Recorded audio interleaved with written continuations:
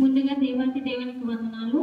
CR గారికి, సంఘస్థులకు, సంఘ పెద్దలకు, సంఘ నాయకులకు, కుడి వచ్చిన మీ అందరికీ హృదయపూర్వక ప్రవీణ యేసుక్రీస్తు నామమున మీ అందరికీ వందనాలు తెలియజేస్తున్నాను. అలాగే మా యూత్ వారి తరఫున మీ అందరికీ యూత్ సండే శుభాకాంక్షలు. ఈరోజు మన అంశం ఏంటంటే క్రీస్తునందు విశ్వాసములో ఎదుగుతాం.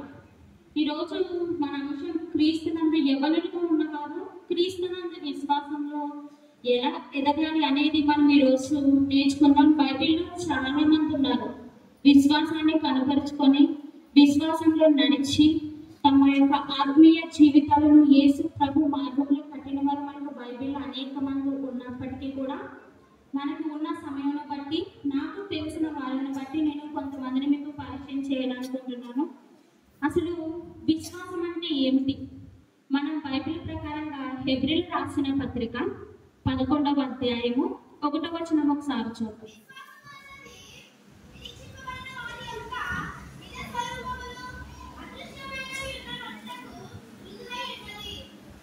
చూడండి, విశ్వాసం అన్నది నిరీక్షింపబడు వాటి యొక్క నిజ స్వరూపము. అంటే ఇక్కడ మనం దేవుని ఆరాధించడానికి వచ్చాం. మీలో ఎవరికైనా దేవుడు కనిపిస్తున్నాడా? ఇక్కడ ఎవరికైనా దేవుడు కనిపిస్తున్నాడా? ఎవరికి దేవుడు కనిపిస్తలేదు. కానీ దేవుడు అనడానికి మనం ఏం చేస్తున్నాము? నమ్ముతున్నాము. ఆ యొక్క నమ్మకమే విశ్వాసం. చూడండి, బైబిల్లో మనం నోవాహుని జ్ఞాపకం చేసుకుంటాము. అదే హెబ్రీ పత్రిక 11వ అధ్యాయం 6వ వచనం చూద్దాం. విశ్వాసం లేకుండా దేవునికి ఇష్టడై ఉండుట అసాధ్యము. దేవుని యొద్దకు వచ్చేవాడు ఆయన ఉన్నాడని తను వెదుకు వాడికి ఫలము దయచేయవాడని నమ్మబడిన కదా. విశ్వాసమును బట్టి నోవాహు అది వరకు చూడని సంగతులను గురించి దేవుని చేత హెచ్చరింపబడ్డాడు. చాలండి, ఇక్కడ ఎవరు కనిపిస్తున్నారు మనకి? నోవాహు కనిపిస్తున్నాడు. దేవుడు నోవాహుకు చెప్పాడు ఏమని? ప్రచండ వర్షము రాబోతుంది, నువ్వు ఒక వాడను సిద్ధము చేయమని నోవాహు చెప్పినప్పుడు నోవాహుకి వర్షం రావట్లేదు. అప్పటికి వస్తుందా? రావట్లేదు. కానీ దేవుడు చెప్తున్నాడు వర్షం వస్తుంది, వాడను తయారు చేయమన్నా. అప్పుడు నోవాహు ఏమన్నాడు? దేవా, వర్షం రావట్లేదు, వర్షం వచ్చే సూచనలు కూడా మనకి ఇక్కడ కనిపించట్లేదు, అయినప్పటికీ నువ్వు వాడని ఎందుకు సిద్ధపరుస్తున్నావు అని దేవుడు ఏమైనా క్వశ్చన్ అడిగాడా? ఏమి అడగలేదు. దేవుడు చెప్పాడు. దేవుడు చెప్పాడంటే దేవుడిని నోవాహు నమ్మాడు అని ఏం చేశాడు? విశ్వసించాడు. కాబట్టి దేవుడిని ఒక్క మాట కూడా అడగకుండా దేవుడు చెప్పిన పనంతటిని పూర్తి చేశాడు. నోవాహు ఓడ కడుతుంటేనంట అక్కడున్న జనాలందరూ ఎగతాళి చేసి నవ్వుతున్నారంట. ఎందుకు ఎగతాళి చేస్తున్నారు? ఓడ తయారు చేస్తున్నాడు పిచ్చివాళ్ళగా, ఎందుకు చేస్తున్నారు అని చెప్పి నోవాహు ఎంత చెప్పినప్పటికీ వినకుండా నోవాహును చూసి ఎగతాళి చేసి నవ్వుకొనుచున్నారు. దేవుడు చెప్పిన రీతిగా జల ప్రళయం రానే వచ్చింది. దేవుని యందు విశ్వాసం ఉంచిన నోవాహు కుటుంబం ఏమైంది? రక్షింపబడింది. నోవాహును చూసి ఎగతాళి చేసిన ప్రజాంగం ఏమయ్యారు? నశించిపోయారు. అంటే దేవుని యొక్క ప్రజలకు చాలా మంది ఈ రోజులు ఏం చేస్తున్నారు? ఎగతాళి చేస్తున్నారు. ఎందుకని? దేవుని యొక్క పరిచర్య చేస్తున్నారని, దేవుని యొక్క సేవ చేస్తున్నారని, దేవుని సన్నిధిలో పాటలు పాడుచున్నారని, దేవుని సన్నిధిలో వాక్యము చదువుతున్నారని, దేవుని సన్నిధిలో వారికి వచ్చిన జ్ఞానాన్ని బట్టి వారిని పంచుకొనుచున్నారని ప్రజలు ఏం చేస్తున్నారు? ఎగతాళి చేస్తున్నారు. నోవాహు దినాల్లో ఎగతాళి చేశారంటే వాళ్ళకి ఏం లేదు, జనాలకి విశ్వాసము లేదు. కానీ ఈ రోజు ఎగతాళి చేసిన వాళ్ళందరికీ ఏముంది? విశ్వాసం ఉంది. విశ్వాసం ఉంది. దేవుని కోసం నమ్మి దేవుని కోసం తెలిసిన జనాంగమే దేవుని ప్రజలను హింసిస్తున్నారు. ఒకవేళ వారు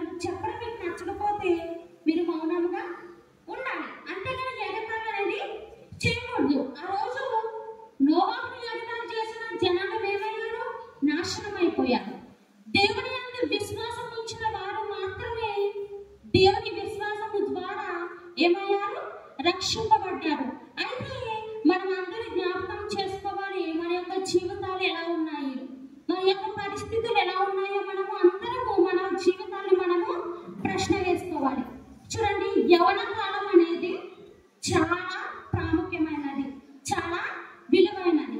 ఈ యొక్క యవన ప్రాయంలోనే మన యొక్క బలం ఏంటి, మన యొక్క సామర్థ్యం ఏంటి, మన యొక్క చురుకుదనం ఏంటి, ఇవన్నీ మనం వినియోగించుకోవడానికి అనుకైన వయసు అనేది ఈ యొక్క యవన ప్రాయం. ఈ యొక్క యవన ప్రాయం అనేది చాలా భయంకరమైనది. చాలా మంది ఈ లోకంలో ఉన్న ఆశల వైపు వెళ్తూ ఉంటాం. బైబిల్ సెలవిస్తుంది, యవనులు తప్పక యవనులు తప్పకుండా త్రొట్టిల్లుతారు. వారికి తెలిసి తెలియని వయసులో, వారికి జ్ఞానం లేని వయసులో ప్రతి యవనుడు, ప్రతి యవనస్తురాలు తప్పిదాలు చేస్తారు. అయితే అది తప్పు అని తెలిసిన తర్వాత వాటి వైపు మనం వెళ్ళకుండా మన యొక్క విశ్వాసాన్ని మనం కనపరుచుకొని మన యొక్క విశ్వాస జీవితంలో మనం యేసు వైపు చూచుచు పందెంలో ఓపికతో మనము పరిగెత్తే వారముగా ఉండాలి. అయితే మనం తప్పిదం చేసాం కదా, మనం దేవుని సన్నిధిలోకి వెళ్ళి వాక్యం చదివి పాటలు పాడితే మనల్ని తప్పుగా అనుకుంటారంటే అనుకునే ప్రజలు ఎప్పుడు మనల్ని ఏమనుకుంటారు? తప్పుగానే అనుకుంటారు. మనం చేసినా చేయకపోయినా మనం గత కాలం చేసిన తప్పిదముల వల్ల విశ్వాసులైన వారిని, యవన ప్రాయంలో ఉన్న వారిని ఖచ్చితంగా తప్పుగానే అనుకుంటారు. నోవాహుని వాళ్ళందరూ అనుకున్నారు, కానీ నోవాహు విశ్వాసాన్ని ఏం చేశాడు? చేత పట్టుకున్నాడు. అయితే చూడండి, మంచి ఒక పాట పాడాడు. ఎవరు? సుశాంత్ గారు. మంచి కాదు కాదు శాశ్వతం, ఏది కాదు నీ సొంతం, దాటిపోవును ఇలా నీ సంపదలన్నీయు. కాదు కాదు శాశ్వతం, మనకి ఏది శాశ్వతం కాదు. నిన్ను ఈ రోజు అవమానించే వారు కూడా నీకు శాశ్వతం కాదు. ఈ రోజు నీ ముందు అంటారు, తర్వాత వెళ్ళిపోతారు. వారి జీవితం వారిది, నీ జీవితం నీది. క్రీస్తు యేసునందు నీ విశ్వాస జీవితం ఎలా ఉందో మనము కనపరుచుకోవడం మాత్రమే మనము ముందుండి చూసుకోవాల్సిన విషయమై ఉన్నది. చూడండి, ఈ లోకంలో ఉన్న యవనులు ఎక్కువగా ఈ లోకం చూపే ధనం వైపు, ఈ లోకం చూపే గౌరవం వైపు, ఈ లోకం చూపే ప్రేమల వైపు, తాత్కాలికమైన వాటి వైపే మనము ముందు మనసుంచుతాం. మోషేను మనం జ్ఞాపకం చేసుకున్నట్లయితే ఈజిప్టు కుమారుడులాగా మోషే రాజు యొక్క భవనంలో ఉన్నాడు. మనందరికీ తెలిసి కదా, మోషే పుట్టినప్పుడు ఎక్కడున్నాడు? ఫరో రాజకుమార్తె యొక్క ఆదరణంలో ఉన్నాడు. అప్పుడు మోషే అనుకున్నాడు, ఈ రాజరికంలో ఉంటే ధనం ఉంటుంది, సంతోషం ఉంటుంది, మాకు ఆనందం ఉంటుంది అని చెప్పి యవన కాలంలో ఉన్న మోషే ఆ యొక్క రాజరికంలో ఉండడానికి ఇష్టపడలేదు. ఎందుకు? ఈ లోక ధనంలో ఉన్నట్లయితే, ఈ లోక సంతోషంలో ఉన్నట్లయితే, ఈ లోక ప్రేమలో ఉన్నట్లయితే మనకు కొంతకాలమే సంతోషము, కొంతకాలమే ఆనందము అని తెలుసుకున్న మోషే దేవుని ప్రజల వైపు విశ్వాసం ఉంచాడు. హెబ్రీయులకు రాసిన పత్రిక 11వ అధ్యాయము 24-26 వచనం. మోషే పెద్దవాడైనప్పుడు విశ్వాసమును బట్టి ఐగుప్తు ధనము కంటే క్రీస్తు విషయమై నిన్న గొప్ప భాగ్యమును ఎంచుకొని అల్పకాలము పాపభోగము అనుభవించుట కంటే దేవుని ప్రజలతో మేలని ఎంచి పర కుమార్తె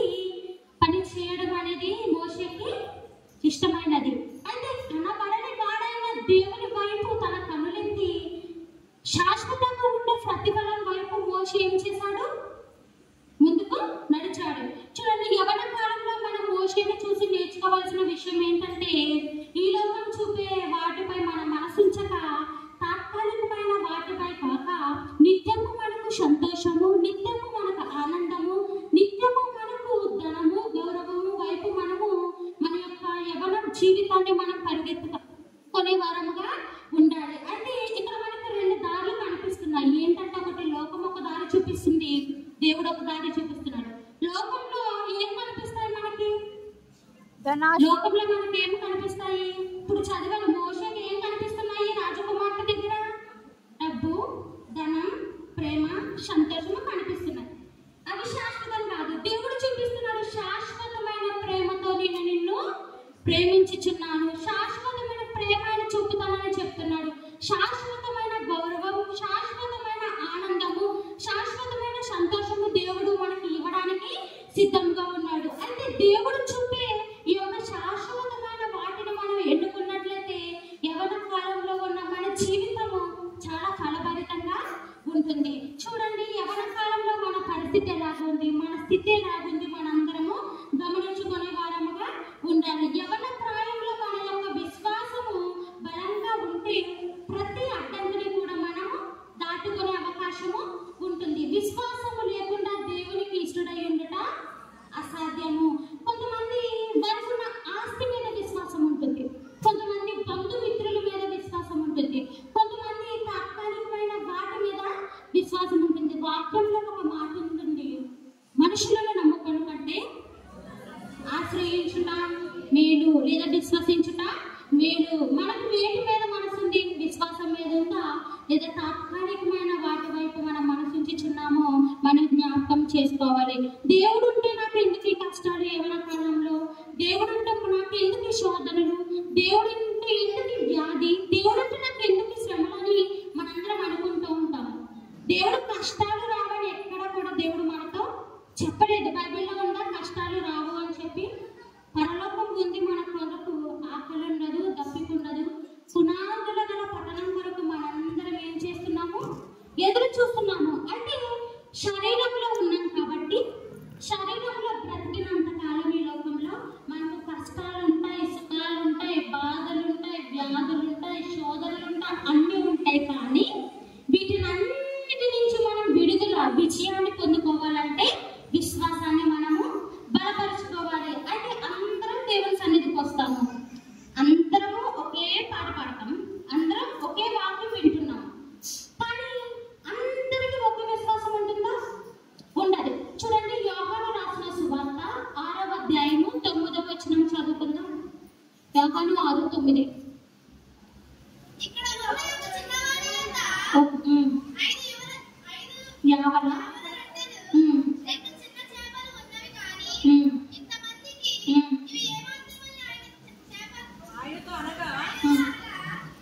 జనసమూహములను కూర్చుండబెట్టి అని చెప్పాను. ఆ చోట చాలా పచ్చిక ఉండేది కనుక లెక్కకు ఇంచుమించు 5,000 మంది పక్షులు కూర్చుండేరి. ఇక్కడ ఎవరు కనిపిస్తున్నారు? ఒక చిన్న వాడు కనిపిస్తుంది. దేవుడు ప్రసంగం చెప్తున్నారు. అయితే ఈ అంశాన్ని మనం ఇంటికి వెళ్ళిన తర్వాత చదువుకున్నట్లయితే మనకు అర్థమవుతుంది. దేవుడు అక్కడ ప్రసంగాన్ని చేస్తున్నాడు.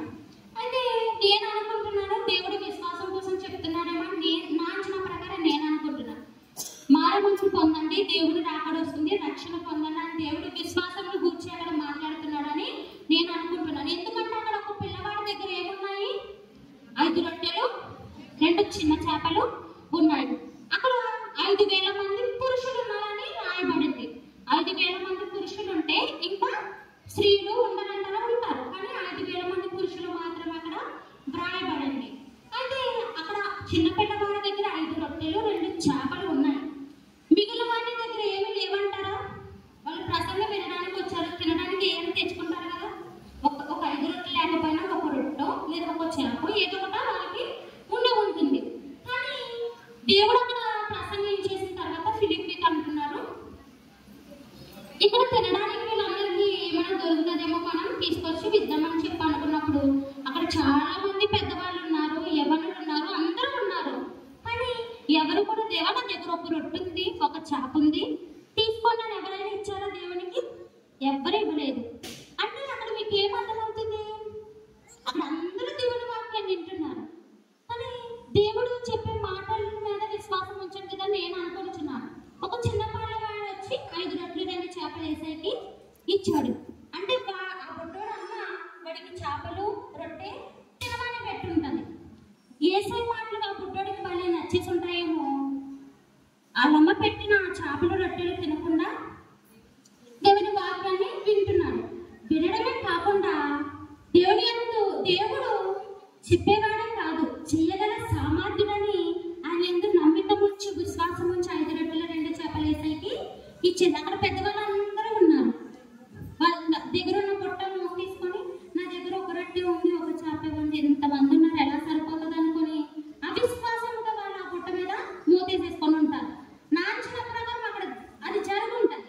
మీరు వెళ్ళిన తర్వాత వాక్యాన్ని పరిశీలన చేసి అర్థం చేసుకోండి. అయితే అక్కడ అంతమంది ఉండగా కూడా అంతమంది దేవుని వాక్యాన్ని విన్నప్పటికీ కూడా ఒక చిన్న పిల్లవాడే దేవుని నమ్మి ఆయన యందు విశ్వాసం ఉంచాడు.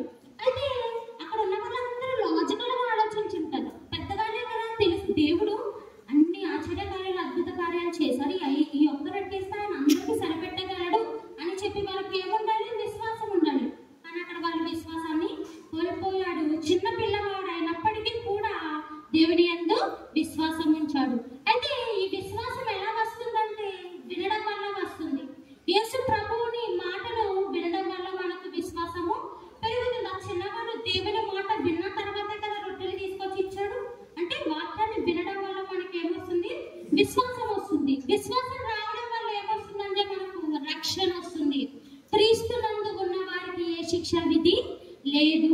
రక్షణ పొందితే మనకి ఏ శిక్ష ఉండదు. రక్షణ పొందకపోతే మనకు భయంకరమైన దినము రాబోతుంది. ఆ యొక్క రాకడ అనే భయంకరమైన రాకడను గురించి మనం తప్పించుకునే వారముగా ఉండాలి. కానీ శిక్షణకి మనం లోబడే వారముగా ఉండకూడదు. నీవు విశ్వాసంలోకి వస్తే నీలోకి రక్షణ వస్తుంది. నీవు విశ్వసిస్తే నీ కుటుంబంలో ఏముంటుంది? రక్షణ ఉంటుంది. చాలా మంది తల్లులు వారి యొక్క భర్తలు మారాలని చాలా కన్నీరుగా విశ్వాసంగా ఏం చేస్తారు? ప్రార్థన చేస్తారు. ముందు నీ విశ్వాసమును బట్టి నీ కుటుంబము రక్షణలోకి వస్తుంది. నువ్వు విశ్వసిస్తే నీ కుటుంబంతో పాటు నీ పిల్లలు కూడా రక్షణలోకి వస్తారు. అయితే దేవుని యందు నువ్వు విశ్వసిస్తే నీ యొక్క జీవితం ఎలాగుంటుంది? వెలుగుమయంగా ఉంటుంది. చూడండి, మనం దేవుని విశ్వసించిన దావీదుని జ్ఞాపకం చేసుకుందాం. దేవుని యందు విశ్వాసం ఉంచిన దావీదు జీవితం ఎలా ఉందంటే ఆశీర్వాదకరంగా ఉంటుంది. మనం ఇంటికి వెళ్ళిన తర్వాత మొదటి సమయంలో 17వ అధ్యాయాన్ని మనం అంతా చదివినట్లయితే మనకు అర్థమవుతుంది యవ్వన కాలంలో దావీదు విశ్వాసంలో ఎలా నడిచాడు. అయితే దావీదు విశ్వాసంలో నడిచినప్పటికీ అతని కంటే గొప్పవాడైన వారిని ఏం చేశాడు? గొల్యాతును ఏం చేశాడు దావీదు? ఏం చేశాడు? జయించాడు. వినాలి, అందరూ వినాలి. దావీదు తన యొక్క జీవితంలో తనకంటే గొప్పవారైన వారిని కూడా జయించాడు. ఎలా? చాలా సులువుగా. గొల్యాతును చాలా సులువుగానే జయించాడు. ఒక రాయితో కొట్టి చంపేశాడు. ఎందుకు? తన విశ్వాసం చేత తను చాలా సులువుగా తనకంటే బలాఢ్యులు అయిన వారిని జయించగలిగాడు. 2 సమయాలు రాసిన గ్రంథము 2వ అధ్యాయము 4వ వచనం ఒకసారి చూద్దాం. 2 సమయాలు 2 అక్కడికి వచ్చి యూదా వారి మీద రాజుకు దావీదుకు పట్టాభిషేకము చేసిరి. దావీదు 17 సంవత్సరాల వయసులో రాజుగా అభిషేకించబడ్డాడు. కానీ వాస్తవానికి ఇశ్రాయేలీయుల మీద రాజు పరిపాలన చేయవలసింది. కానీ దేవుని యొక్క ఉద్దేశానికి, దేవుని యొక్క చిత్తానికి, దేవుని యొక్క పనులకు సాతాను ఎప్పుడు వ్యతిరేకంగా పని చేస్తూనే ఉంటాడు. అయితే సైతాను మనుషులను ఏర్పాటు చేసుకుంటాడు. యవ్వన కాలంలో ఉన్న దావీదు ఈజీగా రాజు అయ్యాడంటారా? రాజు ఎలా అయ్యాడు? మనకందరికీ తెలిసింది ఒకటే, ఏంటి? గొర్రెలను కాచుకుంటున్న దావీదుని తీసుకొచ్చి దేవుడు ఎక్కడ కూర్చోబెట్టాడు? అయిపోయింది. చిన్నగా ఒక లైన్లో మనం చెప్పేస్తాం. కానీ యవ్వన కాలంలో ఉన్న దావీదు తన యొక్క 13 సంవత్సరాలు తన యొక్క శోధనలో పడి, వేదనలో పడి, చాలా ఆటంకాలు గురైన తర్వాత రాజు అయ్యాడు. అంటే చూడండి, 13 సంవత్సరాలు సౌలు అనే రాజు చేత, శత్రువుల చేత దావీదు ఏమయ్యాడు? శోధించబడ్డాడు. శోధించబడి భయంకరమైన స్థితిలో కూడా దావీదు తన విశ్వాసాన్ని దేవుని మీద విడిచిపెట్టలేదు. క్రీస్తునందు విశ్వాసంలోనే దావీదు ఎదిగాడు. అంటే ఈ రోజుల్లో ఉన్న ఎవరమైన మనం ఎలా ఉన్నామో, మన యొక్క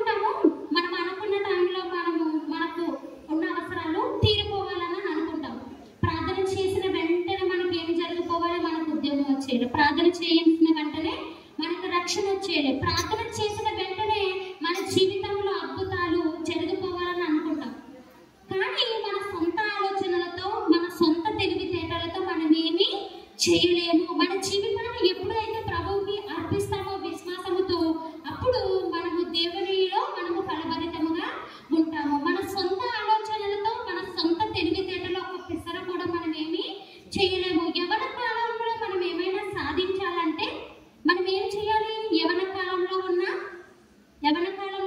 మనం 30 ఏళ్ళైనా 35 ఏళ్ళు 40 సంవత్సరాల వరకు మనం ఏం చేయాలి? కష్టపడాలి. యవ్వనులుగా ఉన్న ప్రతి ఒక్కరూ కష్టపడితేనే 30 ఏళ్ళు మనం కష్టపడితే పెద్దవాళ్ళు చెప్తారు 70 ఏళ్ళు సుఖంగా కూర్చొని తినొచ్చు. లేదు, ఈ 30 ఏళ్ళు మనం ఈ లోకంలో ఉన్న వాటి వైపు మనం మనసుస్తే 70 ఏళ్ళు మనం ఏం చేయగలుగుతాము? కష్టాల గుండా వెళ్తాము. చదువుకునే టైంలో మనము చదువుకోవాలి, ఉద్యోగం చేయవలసిన టైంలో ఉద్యోగం చేయాలి. మనము యవ్వన కాలంలో మనం చేయవలసిన పనులు ఏమున్నాయి మనందరికీ తెలుసు.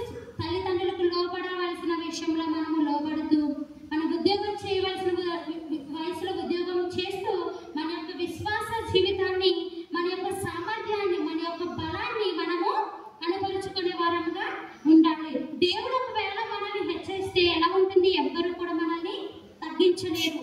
దేవుడే మనల్ని హెచ్చించగలడు, దేవుడే మనల్ని తగ్గించగలడు. అయితే దేవుడు మనల్ని హెచ్చరిస్తే ఒక్క పిసరు కూడా మరెవ్వరూ మనల్ని ఏమీ చేయలేరు అనే విషయాన్ని మనము జ్ఞాపకం చేసుకోవాలి.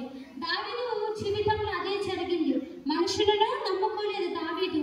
13 సంవత్సరాలు సౌలు చేత ఏం చేశాడు? శోధించబడ్డాడు. సౌలు తనకున్న అసూయ చేత, తనకున్న ద్వేషాన్ని చేత, తనకున్న కోపాన్ని చేత దావీదును ఆటంకపరిచేశాడు రాజు కాకుండా. మనందరి పట్ల దేవునికి ఉన్నతమైన ఉద్దేశాలు ఉన్నాయి, మనందరి పట్ల దేవునికి ఉన్నతమైన ప్రణాళికలు ఉన్నాయి. అయితే మనం దీవించబడడం, మనం వర్ధిల్లింప చేయడం, మనం ఉద్యోగంలో స్థిరపడడం, మనం వ్యాపారం ప్రారంభించడం, మన పరిస్థితులను మార్చుకోవడం, మన స్థితిగతులను మార్చుకోవడం సైతానికి ఎప్పుడు కూడా ఇష్టం ఉండదు. మనల్ని ఆటంకపరచడానికి మన చుట్టూను ఎప్పుడు తిరుగుతూ ఉంటాడు. మనల్ని నాశనం చేయడానికి శతవిధాల సైతాన్ని ఏం చేస్తాడు? ప్రయత్నం చేస్తారు. ఇలాంటి పరిస్థితిలోనే మన యొక్క విశ్వాసాన్ని క్రీస్తులో మనం కనపరుచుకునే వారముగా మనము ఉండాలి. అయితే దావీదు 13 సంవత్సరాలు తను చాలా శోధనకు గురి అయిన తర్వాత రాజు అయ్యాడు. సౌలు యొక్క అసూయ సౌలుని ఏం చేసింది తెలుసా? చంపేసింది. అయితే మనం ప్రార్థన చేసిన వెంటనే మనకు ప్రతిఫలం రాలేదనో, మనం ప్రార్థన చేసిన వెంటనే మన యవ్వన జీవితంలో మనం రక్షణ పొందలేదనో, మనం మన యొక్క విశ్వాసాన్ని మనం పోగొట్టుకునే వారముగా ఉండకూడదు. మన యొక్క ఆశీర్వాదం రావాలంటే మనం ఎట్టి పరిస్థితుల్లో ఉన్నా కూడా, కష్టాల గుండా వెళ్ళినా, శ్రమల గుండా వెళ్ళినా, నీ బంధువులు, నీ స్నేహితులు, నీ వారన్న వారు నిన్ను విడిచిపెట్టి వెళ్ళిపోయినా నీకెవరో తోడుంటే బాగుంటుంది? యేసయ్య నీకు తోడుంటే నీ విశ్వాస జీవితం చాలా అందంగా, చాలా అద్భుతంగా ఉంటుంది. దావీదు జీవితం అట్టి రీతిగానే తన విశ్వాస జీవితాన్ని కాపాడుకుంటూ 13 సంవత్సరాల తర్వాత రాజయ్యాడు. 13 సంవత్సరాల తర్వాత రాజయ్యాడంటే చాలా ఎన్ని శోధనలు అనుభవించడం మనకు తెలుసు. మనం ఒకసారి 2 సార్లు ప్రార్థన చేస్తేనే మూడోసారి మనం ఏమనుకుంటాం? నా జీవితంలో అద్భుతాలు జరగట్లేదు, నా యవ్వన కాలంలో ఉన్న నా జీవితము మారడం లేదు అని అనుకుంటాం. కానీ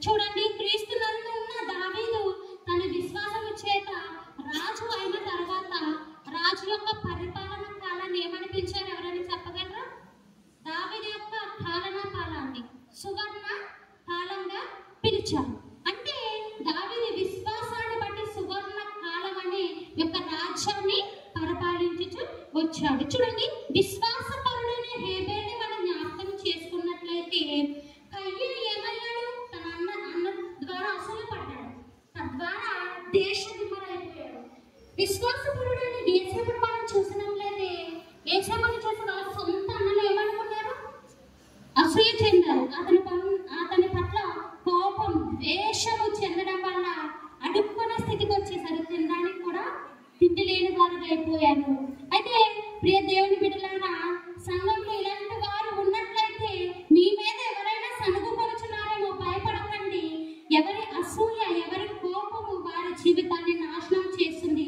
కేవలం మీరు చేయవలసింది ఒకటే, మీ విశ్వాసాన్ని చేత పట్టుకునే వారముగా ఉంటే మన యొక్క జీవితం వర్ధిల్లింపజేస్తుంది. మార్త మరియను చూసినట్లయితే వారి సహోదరుడు ఎవరు? లాజరు చనిపోయినప్పటికీ మార్త మరియందరూ యేసయ్య నువ్వు ఉంటే నా తమ్ముడు, నా సహోదరుడు చనిపోయేవాడు కాదు అని తమకున్న విశ్వాసాన్ని ఏం చేశారు? వ్యక్తం చేశారు. అయితే పౌలు మొదట క్రైస్తవులను హింసించాడు. తర్వాత దేవునిని కలిసి గొప్ప విశ్వాసిగా అనేక సంఘాలను కట్టాడు. చూడండి, పౌలు తన విశ్వాసాన్ని చేత పట్టుకొని తనే అనేక సంఘాలని కట్టుకున్నాడు. యవ్వన కాలంలో ఉన్న మనము మన సంఘాన్ని కట్టుకొనొచ్చు. దేవుని యందు విశ్వాసం ఉంచి అజ్ఞానులుగా కాక జ్ఞానులుగా మనం నడుచుకొనొచ్చు. మన యొక్క సమయాన్ని మనము సద్వినియోగము చేసుకునే వారముగా ఉండాలి. చాలా మంది ఎవరైనా ఖాళీగా తిరుగుతూ ఉంటారు, ఏ పని లేకుండా. చదువుకునే టైంలో చదువుకోకుండా వాళ్ళు ఏం చేస్తారు? ఖాళీగా తిరుగుతారు. ఇలాగ ఖాళీగా ఉన్నప్పుడు యవనస్తులను సైతాన్ని ఏం చేస్తాడు? పట్టుకోవడానికి చూస్తాడు. ఒంటరిగా ఉన్నప్పుడు ఖాళీ సమయంలోనే మనం ఆటంకపరిచేయడానికి చూస్తాడు. ఖాళీగా ఉన్నప్పుడే మనం నష్టంలోకి వెళ్ళిపోతాము. జాగ్రత్తగా వినండి. మనోహ భార్యతో దేవుడు అంటున్నాడు, నీకు గొడ్రాలు కదా, నీకు పిల్లలు లేరు కదా, నేను నీకు కుమారుని దయచేస్తాను, నీకు పరిశుద్ధంగా జీవించు, నేను నీకు ఇచ్చే బిడ్డలు కూడా నువ్వు పరిశుద్ధంగా పెంచు. అతను పెద్దవాడైనప్పుడు ఫిలిస్తీయుల చేతిలో నుండి ఇశ్రాయేలులను విడిపిస్తారని దేవుడు మనోహ భార్యతో చెప్పాడు. ఆ యవనుడి పేరేంటి? సంసోను.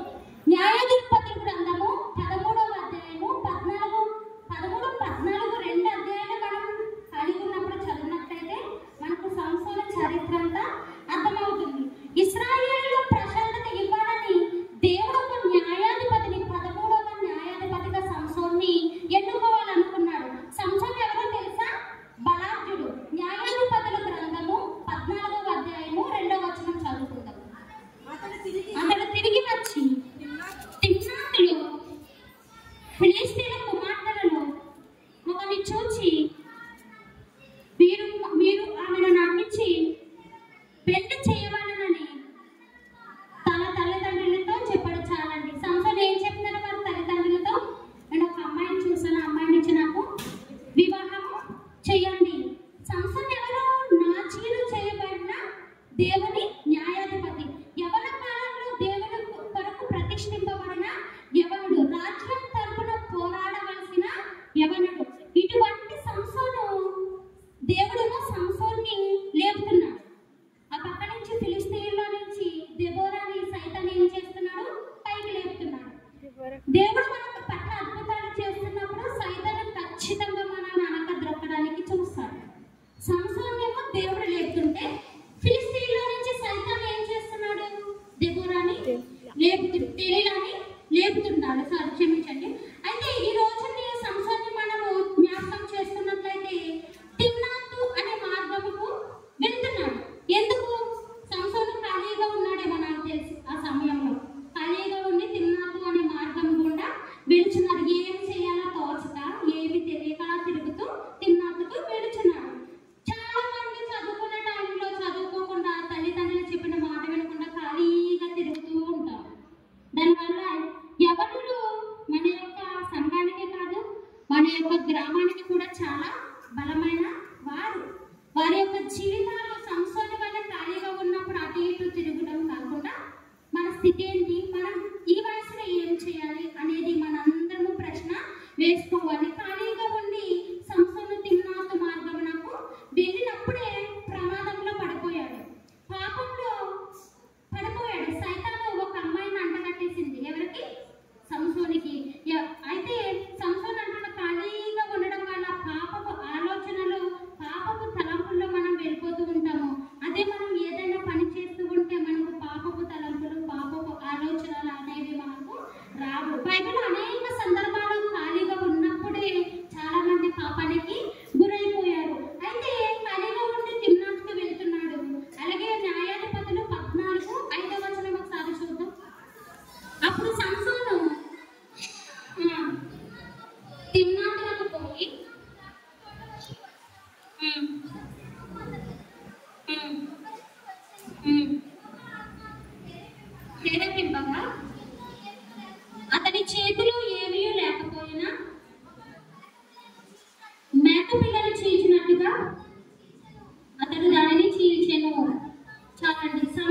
దేన్ని చీల్చాడు?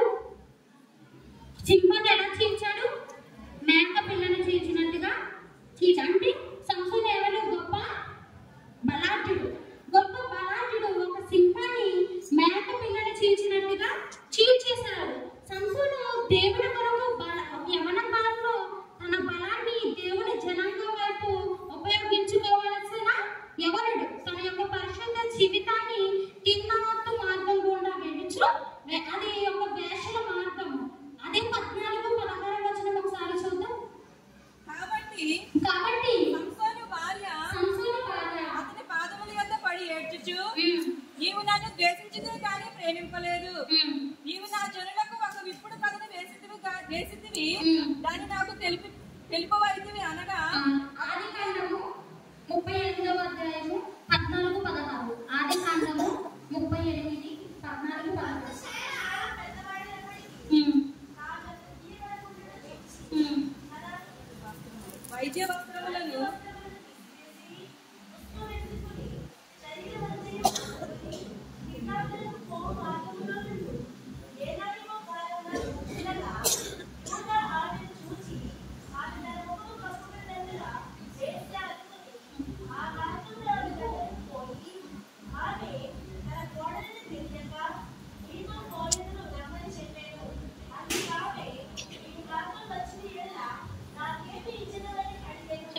ఇక్కడ తిమ్నాతు ఏ మార్గము? వేషల మార్గము. ఈ యొక్క వేషల మార్గంలో అమ్మా నాన్న ప్రార్థన చేయగా పుట్టిన సంసోను ఈ యొక్క యవనుడు బలాఢ్యుడు ఒక వేషల మార్గము గుండా వెళుచున్నాడు. అంటే ఒక ఫిలిస్తీన్లో ఒక అమ్మాయిని ఇష్టపడి వాళ్ళ తల్లిదండ్రులతో చెప్తున్నారు, నాకు ఈ అమ్మాయిని ఇచ్చి వివాహం చేయమని చెప్పినప్పుడు ఫిలిస్తీన్ల సర్దారులకు ఈ విషయం తెలిసి సంసోను బలాఢ్యుడు కదా, తన యొక్క బలం ఎక్కడుందో తెలుసుకోమని అమ్మాయికి చెప్తాడు. అప్పుడు అమ్మాయి ఏం చేస్తుందంటే సంసోనుని తన ఒడిలో పడుకోబెట్టుకొని లాలన చేస్తుంది. ఏమని? నీ బలం ఎక్కడుంది, నువ్వు నాకు చెప్పు అని చెప్పినప్పుడు 3 సార్లు విసిగిస్తుంది అనమాట. అయినా సరే సంసోను చెప్పడు. 4వసారి విసుగు చెంది, నేను దేవునికి నాజీను చేయబడిన వాడను, నా తల్లి ఎంతో ప్రార్థన చేయగానే పుట్టిన వాడను, నా యొక్క బలము నా యొక్క తలలో ఉంది, నా తలని క్షారము చేసేస్తే నాలో బలం పోతుందని చెప్పేస్తాడు. అప్పుడు ఆ ఫిలిస్తీన్ల అమ్మాయి ఏం చేస్తుందంటే ఆ ఫిలిస్తీన్కి కబూరు చేస్తుంది. తన నిద్ర కూర్చుతూ ఉండగా ఫిలిస్తీన్లు వచ్చి తన జుట్టును తీసేస్తారు. తీసినప్పుడు ఆ అమ్మాయి అంటది, సంసోను లే, మా ఫిలిస్తీన్లు వచ్చి నిన్ను చంపడానికి చూస్తున్నారని సంసోనుతో చెప్తుంది. చెప్పినప్పుడు సంసోను లేచి చూసుకుంటే తన జుట్టు ఏమైంది? లేదు. సంసోను తెలుసుకున్నాడు, దేవుడు నన్ను విడనాడేశాడు, దేవుడు నన్ను ఎడబాసనని సంసోను తెలుసుకున్నాడు. సంసోను తన యొక్క బలం పోయిన తర్వాత ఫిలిస్తీన్లు సంసోను ఏం చేసేశారు? బందీ చేసేశారు. అయితే ఇశ్రాయేలీయులకు న్యాయాధిపతిగా ఉండవలసిన ఈ యవనుడు తన జీవితాన్ని, తన యొక్క విశ్వాస జీవితాన్ని క్రీస్తుడు ఏం చేశాడు? కట్టుకోలేకపోయాడు. తద్వారా ఒక అమ్మాయి తన యొక్క జీవితంలోకి వచ్చిన తర్వాత తన బలాన్ని కోల్పోయి, తన విశ్వాసాన్ని కోల్పోయి తన జీవితాన్ని నాశనం చేసుకున్నాడు. అయితే దావీదేమో తన విశ్వాసాన్ని బట్టి క్రీస్తులో ఎదిగాడు. సంసోనేమో తన యొక్క ఆశలో, ఈ లోకంలో చూప ఆశల వైపు తను కన్నులు చూసి తన యొక్క జీవితాన్ని క్రీస్తులో నడుచుకోకుండా తన జీవితం బందీగా చేసేసుకున్నాడు. అయితే దేవునికి చాలా బలమైన యవనులు కావాలి. దేవునికి చాలా ఉద్దేశాలు ఉంటాయి యవనుల పట్ల. యవనులు చాలా బలవంతులని వాక్యము సెలవిస్తుంది. సంసోను ఆ యొక్క యవన బలాన్ని ఏం చేశాడు? కోల్పోయాడు. అయితే మన జీవితం ఎలా ఉందో మనం పరీక్షించుకోవాలి. అయితే మన ఉద్దేశాలు, మన యొక్క పరిస్థితులు, మన విశ్వాస జీవితం ప్రభుకి కావాలి. మనం నమ్మకమైన యథార్థవంతులుగా మనం జీవించే వారముగా ఉండాలి. పాపానికి రాజీ పడేవారు కాదు, కానీ పాపాన్ని జయించే యవనులు ప్రభుకి కావాలి. అయితే బైబిల్లో ఒక విశ్వాసి ఉన్నాడు. ఎవరు? విశ్వాసులకు తండ్రి అబ్రహాం. ఎవరు? విశ్వాసులకు తండ్రి. విశ్వాసులకు తండ్రి అనే బిరుదు ఎందుకు వచ్చింది? యేసు ప్రభు అబ్రహాముకు చెప్తారు, నువ్వు ఈ దేశాన్ని విడిచి ఈ జనాన్ని విడిచి అందరినీ విడిచి వెళ్ళమని చెప్పినప్పుడు మనల్ని ఎవరైనా పిలిచారనుకోండి, నేను ఏమంటాను? ఎందుకు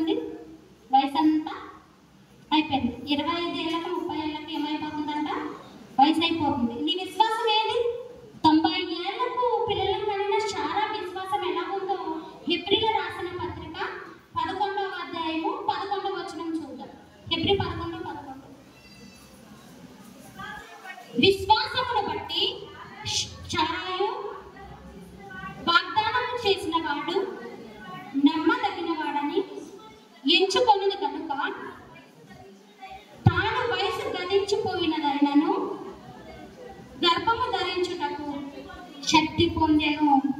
శారా దేని చేత 90 ఏళ్ళకు పిల్లలు కనింది? విశ్వాసము చేత. తను దేవుడు 90 ఏళ్ల వయసులో తనకు చాలా బలాన్ని ఇచ్చాడు, చాలా శక్తినిచ్చాడు. అయితే అలాంటి శారా 90 ఏళ్లకు పిల్లలు కనిందంటే కేవలము తన విశ్వాసమును బట్టియే పిల్లని కనింది.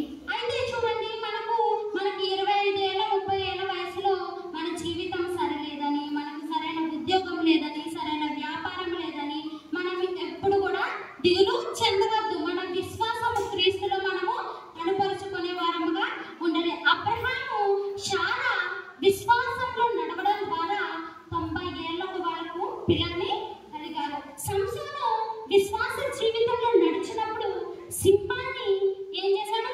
మేక పిల్లని చీల్చినట్టుగా చీల్చి పడేశాడు. ఎప్పుడైతే తన విశ్వాసాన్ని కోల్పోయాడో ఏమైపోయాడు? బందీ అయిపోయాడు. అలాగే ముగించుకుందాం. రోమా పత్రిక 10వ అధ్యాయము 17వ వచనంలో మనం చూసినట్లయితే విశ్వాసం యొక్క ఆరంభం ఎలా ఉంటుందో మనం చూద్దాం. రోమా 10:17 కాగా వినుట వలన విశ్వాసం కలుగును. చాలండి, వాక్యములు వినుట వలన మనకి ఏం కలుగుతుంది? విశ్వాసం. ఒక 10 నిమిషాలు క్షేమంగా భద్రంగా కూర్చున్నారు అందరూ. 10 నిమిషాలు దాటిన తర్వాత ఎక్కడికక్కడ అల్లకొల్లం అయిపోయారు, చెదిరిపోయారు మొత్తం. ఇంకెందుకు యవనస్తులు సండే? ఎంతో ప్రయాసపడి మేమంటూ ఏమి ట్రైనింగ్ లేకో ఏం చెప్పేయట్లేదు. మేము ఎన్నో పుస్తకాలు చదివి ఎన్నో గంటల బైబిల్ని తిరగేస్తేనే కానీ ఆ యొక్క అంశం మీద మేము మాట్లాడలేము కదా. 10 నిమిషాలు క్షేమంగా కూర్చున్నారు, అందరినీ గమనిస్తూ ఉన్నారు, అటు ఇటు చెదిరిపోతున్నారు. ఆ మాత్రం దానికి ఇంకెందుకు? దేవుని వాక్యానికి వచ్చి ఏది మీ విశ్వాసం ఎక్కడుంది? ఒక 10 నిమిషాలే మీ విశ్వాసం. అలా అయితే 90 ఏళ్ళకు పిల్లలు కానీ శారా చూసి ఏం నేర్చుకుంటున్నారు? ఏమి నేర్చుకోవట్లేదు, వినేసి వెళ్ళిపోతున్నాము. చెప్పేవాళ్ళు మీకు ఎలా కనిపిస్తారంటే చెప్పింది లేదు, చెప్పారు లేదు అన్నట్టు కనిపిస్తారు. కానీ వాళ్ళకు అంశం తీసుకొని అంశం మీద వాళ్ళందరినీ మన బైబిల్లో ఎవరున్నారు ఏంటి మనం అధ్యయనం చేసి మాట్లాడాలంటే ఎవరు వచ్చి మాట్లాడతారు? ఇప్పుడు ఎవరు? యవనస్తుల సండే. ప్రతి యవనస్తుల సండేకి నేను చెప్తాను పేరించే ముందు ఎవరైనా కొత్త వాళ్ళు వస్తే నా పేరు రాయొద్దని చెప్తాను. ఈ ఇయర్ చెప్పలేదేమో. ప్రతిసారి ఎవరైనా కొత్త వాళ్ళు వస్తే నా పేరు రాయొద్దని నేను చెప్తాను. శ్రేల్ ప్రెసిడెంట్ అమ్మ గారిని చాలాసార్లు చెప్పాను నేను ఈ మాట. అంటే ఎవరైనా కొత్త వాళ్ళకి వస్తే వాళ్ళకి అవకాశం ఇవ్వమని నేను అంటాను వాళ్ళకి. కానీ ప్రతి సంవత్సరం చెప్పేవాళ్ళే చెప్తారు. దీన్ని బట్టి మీ యొక్క పిల్లల విశ్వాసం ఎలా ఉంది? పై రూపాన్ని మాత్రమే మీరు చూస్తున్నారేమో, వారి యొక్క విశ్వాస జీవితం ఎలా ఉందో మీరు చూడలేకపోతున్నారు. మీ యొక్క విశ్వాసాన్ని మీరు కనపరుచుకోలేకపోతున్నారు. శారా 90 ఏళ్లకు పిల్లలకు అనేసిందంటే తన విశ్వాసాన్ని బట్టి. ఇప్పుడు నీ యొక్క పునాది విశ్వాస జీవితంలో బలంగా ఉంటే రేపు నీ జీవితం, నీ బిడ్డల జీవితం ఫలభరితంగా ఉంటుంది. చూడండి, మనము ఇప్పుడు విశ్వాసం యొక్క ఆరంభం ఎలా ఉంటుందంటే వినడం వల్ల కలుగుతుందంట. విశ్వాసం మొదట వాక్యం విని మొదలవుతుంది. మనలో ఆ వాక్యం నాటబడినప్పుడు అది ఫలభరితంగా ఉంటుంది. త్వరగా కొలసీలు రాసిన పత్రిక 2వ అధ్యాయము 6-7 వచనాలు చదువుకుందాం. విశ్వాసం అనేది మనం వాక్యం వినడం వల్ల బలపడుతుంది. విశ్వాసం అనేది ఏ విధంగా బలపరుచుకోవాలో ఇప్పుడు చూద్దాం. కావున మీరు ప్రభువైన క్రీస్తు యేసులో ఆయన యందు వేరు పాలన వారు ఇటీవల కట్టబడుచు మీరు నేర్చుకున్న ప్రతి విశ్వాసమందు స్థిరపరచబడుచు కృతజ్ఞతాస్తుతులు చెల్లించుట యందు విస్తరించుచు ఆయన యందుండి నడుచుకొనుడి. ఆయనను అనుసరింపక. చాలండి, ఇక్కడ ఏమి కనపడుతుంది? మనకు విశ్వాసంలో బలం అనేది కనిపిస్తుంది. క్రీస్తు మనకి ఏమై ఉన్నాడు? పునాది అయి ఉన్నాడు. ప్రతిరోజు వాక్యంలో మనము చదువుతూ ఉంటూ వాక్యంలో మనం రోజు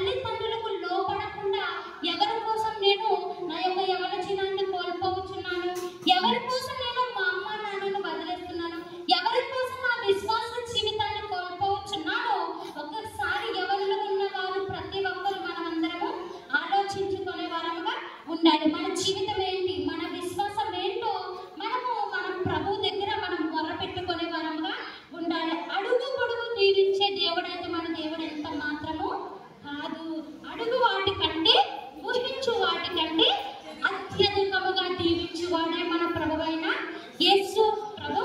అందరూ మనల్ని విడిచిపెట్టి వెళ్ళిపోయినప్పటికీ కూడా మన జీవితంలో యేసయ్య ఉంటే మన జీవితం ఎలా ఉంటుందో తెలుసా? నీకు ఐశ్వర్యం లేకపోయినా, ధనం లేకపోయినా, డబ్బు లేకపోయినా, నీవు అనాథగా ఉన్నా యేసయ్య ఉంటే నీ జీవితంలో నీ అంత భాగ్యవంతురాలు, నీ అంత భాగ్యవంతుడు ఎవరు కూడా ఈ లోకంలో లేనే లేరు. ఎవరైనా ఉన్నారు ఇలాంటి వారు? ఇవన్నీ చెరగాలంటే విశ్వాసాన్ని దావీదు వలె, శారా వలె, ఇంకెవరు నేర్చుకున్నాం మనం? మోషే వలె, నోవాహు వలె మన విశ్వాస జీవితాన్ని మనము బలపరుచుకునే వారముగా ఉండాలి. మోషే విశ్వాసాన్ని కనపరుచుకోవడం వల్ల మోషే దేవుని ఇల్లంతలో నమ్మకమైన వాడుగా పేరుగాంచాడు. అయితే దావీదు విశ్వాసాన్ని కనపరుచుకోవడం ద్వారా విశ్వాసులకు తండ్రిగా పేరుగాంచాడు. దావీదు రాజు కావడం ద్వారా తన యొక్క రాజ్య పరిపాలన సువర్ణ పరిపాలనగా పిలువబడ్డాడు. ఈ రోజు మనం ఏ స్థితిలో ఉన్నాము, ఏ పరిస్థితిలో ఉన్నాము, మన విశ్వాసాన్ని మనం ఎలా కనపరుచుకున్నామో మనందరము కూడా మన విశ్వాస జీవితం క్రీస్తులో మాత్రమే మనము ఎదుగులాగున మన యొక్క జీవితాన్ని మనము కట్టుకునే వారముగా ఉండాలి. ఇటువంటి మనం చాలా భయంకరమైన స్థితిలో చూస్తున్నాం ఈ కాలంలో. అయితే మనకి రీసెంట్ గా చాలా ఇన్సిడెంట్లు జరిగాయి. ఈ లోకంలో విశ్వాస వీర వనితలు అనేక మంది ఉన్నారు. అయితే రీసెంట్ గా ప్రవీణ్ పగడాల గారిని మనం జ్ఞాపకం చేసుకున్నట్లయితే వారి యొక్క ఆయన్ని చంపేసినప్పటికీ కూడా వాళ్ళ తల్లి, వాళ్ళ భార్య ఏమని చెప్తుంది సమాజానికి ఒక పాఠం నేర్పిస్తుంది. ఏమని తల్లిలైన వారు చెప్పాలి. ఏమని నేర్పించింది? ప్రవీణ్ పగడాల భార్య జెసికా పగడాల గారు ఏం నేర్పించారు? నా యొక్క భర్తని చంపేసినప్పటికీ కూడా నేను వారిని క్షమిస్తున్నాను అంటే అక్కడ ఆవిడ విశ్వాసం ఎలా ఉంది? విశ్వాస వీర వనితగా ఈరోజు మనందరం ఆవిడని జ్ఞాపకం చేసుకుంటున్నాం. అలాగే రీసెంట్ గా చార్లెస్ కిరిక్ అని చెప్పి అమెరికాలో ఒక రాజకీయవేత్త అయినప్పటికీ కూడా తను దేవుని కోసం అనేక డిబేట్లు చేశాడంట. అంటే అతన్ని ఏం చేశారు? ఇలాగా ఎక్కడో ఒక డిబేట్ లో మాట్లాడుతూ ఉండగా ఆయన గురిపెట్టి చంపేశారు. వారి భార్య ఏమని మాట్లాడుతుంది?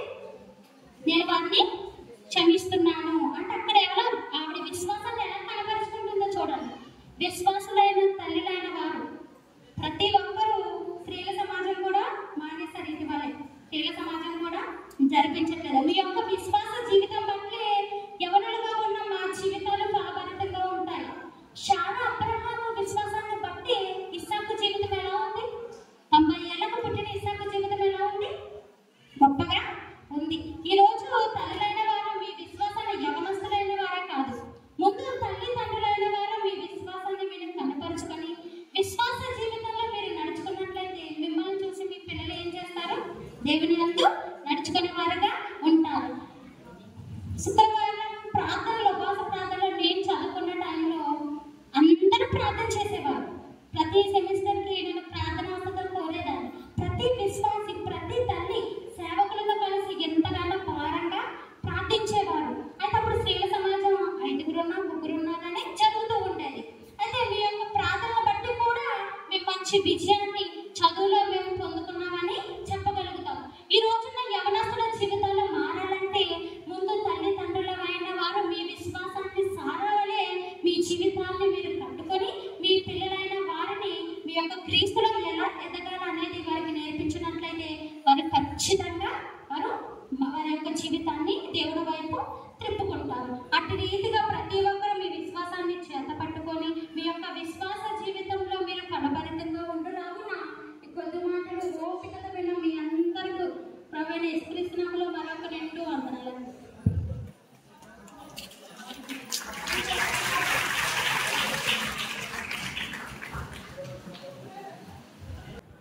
వాక్యాన్ని ఇచ్చినటువంటి సహోదరు ఒకసారి అందరూ కూడా కట్టిన చెప్పండి.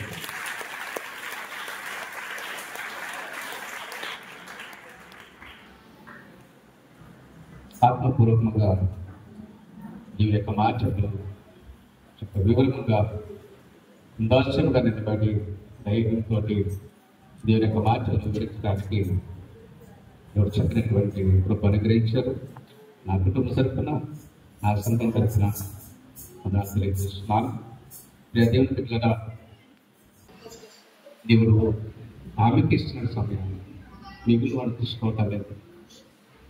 చెప్పినటువంటి విశ్వాసాన్ని బట్టి అబ్రహాం అలాగే సంసోను యొక్క భార్య ఆ కుటుంబాలు ఏ విధంగా విశ్వాసంతో ఉంటున్నారు మనకన్నీ కూడా తెలియపరిచారు. ఇప్పుడు దేవుడు నేనెంతగా ప్రేమిస్తున్నాడో కూడా తెలియజేస్తూ ఉంటుంది. చెప్పినటువంటి వాక్యము చెప్పినటువంటి ప్రియ కుమార్తె దేవుని దిక్కలోబడి దేవుడితో కలిసి జీవించాలని నేను హృదయపూర్వకంగా ఆశీర్వదిస్తున్నాను. దేవుడు ఆ కుటుంబాన్ని వీటిని ఆశీర్వదించి ఆశీర్వదించిన కాక ఈ సందర్భం